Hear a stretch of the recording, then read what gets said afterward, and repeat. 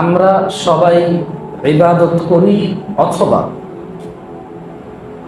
অপরাধ থেকে দূরে থাকার চেষ্টা করি, যাতে আল্লাহর আযাব আমাদেরকে না ছোঁয়, যাতে আল্লাহর সন্তুষ্টি নিয়ে আমরা জান্নাতুল ফিরদৌসে যেতে পারি।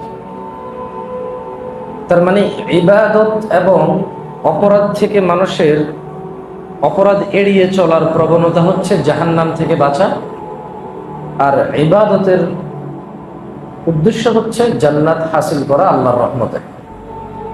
তো যদি মানুষ আল্লাহর জান্নাত না পায় তাহলে তার ইবাদত বিফলে গেছে।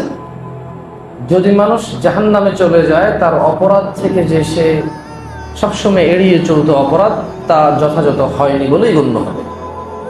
তো এর মধ্যে আল্লাহ সুবহানাহু ওয়া তাআলা এমনভাবে আমাদের সৃষ্টি করেছেন, তিনি দিয়েছেন পূর্ণ স্বাধীনতা। দিয়েছেন কি?